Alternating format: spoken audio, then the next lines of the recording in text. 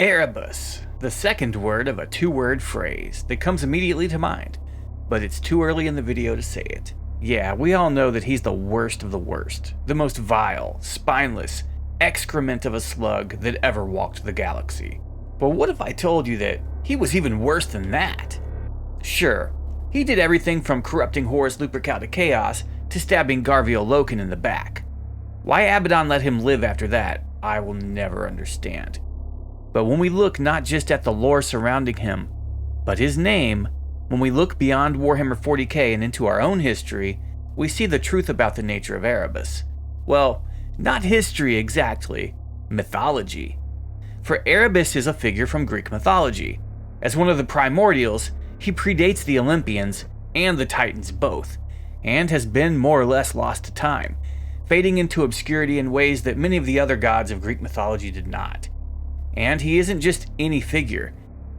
Erebus is the original ruler of the Underworld, and the Underworld itself, as all the Primordials manifested not only as an entity but as a domain which that entity had dominion over, and Erebus was one of the two beings that committed the first sexual act, leading to reproduction.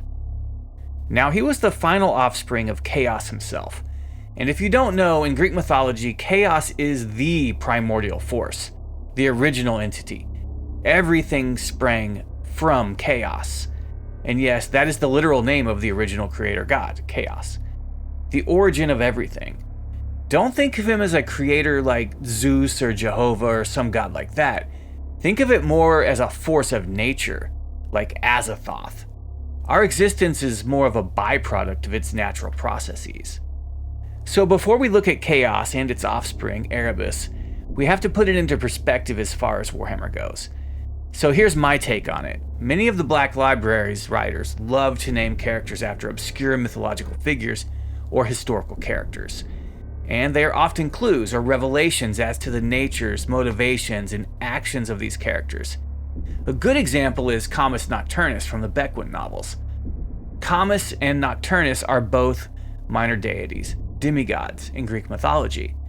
And their names, when combined and applied to the amnesiac winged space marine that allies with Beta Beckwith, reveal quite a lot about his nature. For Comus and Nocturnus are beings whose domains deal with deception and lies, with illusions and falsehoods, obfuscations, and shadowy veils. And Erebus is no different. He's the original god associated with the Underworld, and we can derive a lot about his character from his name, since we know this fact about him. Hades would not come to rule over the Underworld until the Titans were defeated. But before that, the Titans had to wrestle their power from the Primordials. Tartarus was the Underworld and its master, the brother of Erebus, but the power of Erebus and his dominion were what made the Underworld what it was. It's very telling that Erebus is not simply a god, but one of the OGs, one of the very first things to exist.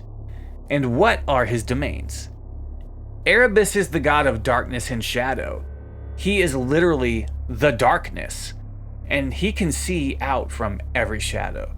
His presence extends throughout all creation, the physical universe and the Underworld both. His sister, who also sprang from Chaos, the primordial void from which all creation came, was named Nyx. And Nyx was the goddess of night. One of the most powerful beings that ever existed, Nyx was not just the night, but death was one of her domains as well. Together they represented night and darkness, and were the earliest aspects of existence alongside their other siblings, Eros, love, Gaia, the earth, and Tartarus, the underworld. Erebus and Nyx produced the first sexually created offspring, brought about by their coupling, setting the precedent early for gods and their endless incestuous relationships. But they begat two other beings, which became light and day. Ether, the god of light, and Hemera, the goddess of day. In mythology, when people died, they passed into the underworld in a sort of series of events and places they had to visit. And Erebus was also the name of that region of Tartarus that the dead first arrived at. So that's how Erebus and Tartarus sort of have dominion over the underworld that is Tartarus, and sometimes referred to as Erebus. Okay. The veil between life and death through which all souls had to pass. And later on, his name became synonymous with the realm Tartarus itself, despite the fact that it was his brother's dominion. He wasn't anthropomorphic and didn't really take human form, just mostly manifesting as the darkness itself, though he can take any form that he wishes. When he was seen as a man, he was in complete shadow and seemed to be leaking tendrils of shadow from him in undulating waves. So how does this have anything to do with what Horus encounters during his fugue state on Davin when he's in the Serpent Lodge, wounded by Eugen Timba and his Nurgle poop knife, and dying? Erebus appears to Horus as his fallen son and dear friend, the Luna Wolves captain Hastur Sejanus.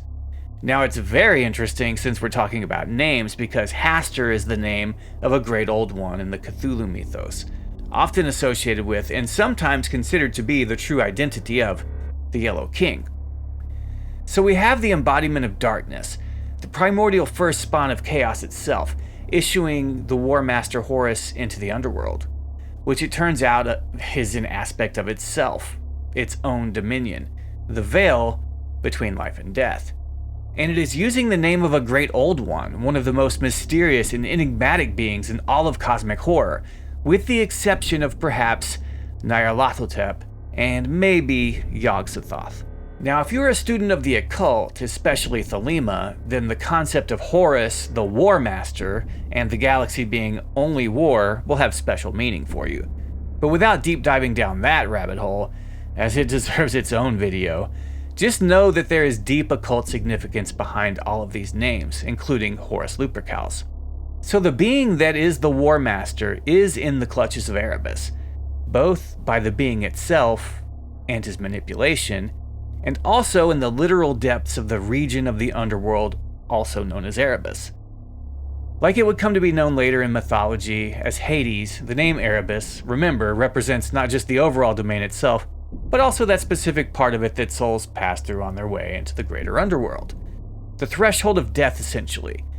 As later Hades, upon taking dominion of Tartarus, the place after the defeat of Kronos, the Titan, his father, gives his name to that new dominion he finds himself in charge of. But no matter if it is Tartarus who rules the underworld, or Hades, no matter what the realm is called, it's always associated with Erebus, as nowhere is as dark and shadowy as the underworld. He's strongest there, and his power makes the underworld what it is. For gloom and darkness are part of the punishment of those sent there, by either death or exile. The underworld may bear the name of other gods throughout history, but it always belonged to Erebus. And when Horus returns from his fugue state and the lies of Erebus, lies made more potent by the truths and resentments they are wrapped in, what returns to the world of the living is changed, irrevocably, by the manipulation, lies, and trickery of Erebus. Whatever went in and died on Davin, or had a near-death experience, is not what came back. In this sense, Horus Lupercal is on the mirror image opposite path as that of the hero's journey. His quest took him beyond death, into the underworld, but he came out of the darkness on the villain arc instead of the hero's. Erebus represents in the lore, to me at least, in my interpretation, what he does in the Greek mythology. He's the darkness itself, the shadow that looms over all. It may just be that it is something old, ancient, galactic in scale, and is just using the identity of the Dark Apostle. But we also have to look at the flip side. Erebus conceived both ether, and light with his sister consort, Nyx, conceiving the first gods. If he is what and who I think he is, he may be older than the gods of the warp themselves. Now, he does act as an agent of chaos, and is perhaps the cause of all the corruption that spread through the Legiones Astartes and their Primarch generals, which is probably the main beef people have with him. But even chaos players and fans hate Erebus. Why? Because he's not just the darkness that hides and obscures the universe so that it cannot be seen. He's the deception that conceals itself in that darkness. For when others around him are operating in total darkness and uncertainty is at its zenith, That's when Erebus works his magic, when his lies and manipulation, treachery and deceit are paramount. It isn't like he's a simple copy-paste of the Greek god. He's definitely his own character, in a way. But perhaps, just maybe, he isn't? One of my viewers pointed out to me a while back that they think Leman Russ is Odin. Not an Odin-like figure, but the Odin. His theory was that the Norse god coalesced in the warp, becoming real over time as humans worshipped him. And that is the entity that the Emperor trapped inside of a suit of engineered super soldier flesh and called number 6 of his generals, Primarch of the Space Wolves. That Russ seemed like Odin because Russ is literally Odin. He just probably doesn't know it. But his nature is there, and he's out searching for the Tree of Life, Yggdrasil, just like he did in mythology. Expect the Wolf King to return, with one eye missing like his red brother Magnus, if this is the case. But what if this is true of Erebus as well? If he is literally the god Erebus, he's ancient, and predates everything else in existence, as he's the very first thing to emerge from the void.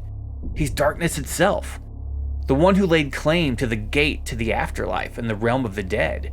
When I look at all of this, I'm seeing that Erebus may just be the avatar of the warp. And if that is the case, it's quite interesting. Remember, he kills Loken and claims that it was such an act of evil and treachery that it birthed a demon in the warp that will be essential to Abaddon in the future. Now, there are a couple of different ways to interpret that, but most people seem to agree that it means Samus. But from the Burning of Om Mot PDF, we learned that Samus serves the Primordial Annihilator, and that means the Primordial Annihilator is indeed the Dark King. It's a lot to explain, but if you aren't familiar with the concept, or the connection between the Primordial Annihilator and the Dark King, I have a video on it explaining the 8 gods of chaos and their etheric dominions. So this is all a game to Erebus. He commits the murder that creates the greater demon of chaos undivided that serves the very avatar of chaos itself, the Dark King. Erebus puts everything in motion to plunge the galaxy into endless war then.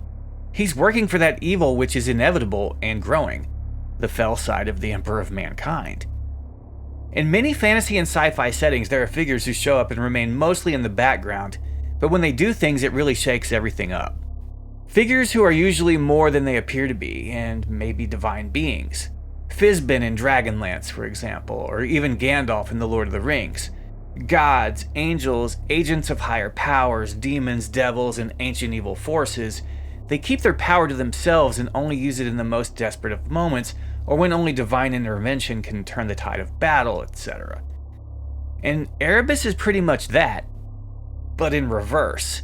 He's the first entity to crawl out of the void, the son of chaos, and the keeper of the gate to the underworld and the afterlife, all in the Greek myths.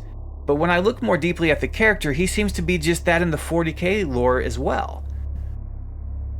Though I must say, my favorite moment featuring Erebus has Alpharius threatening to end him, and Abaddon, right then and there if they don't shut their pie holes, right in front of Horus Lupercal. He's the guy we all love to hate, and I don't care if you identify most with Imperial, Xenos, or Chaos's point of view. We can all get behind a loud, "Fuck Erebus!" Hell, even Wordbearers players from time to time let those words cross their lips, because we all know deep down that it is all his fault. And I bet there are more people than just myself who thought perhaps there's a little more going on with this character than appears on the surface.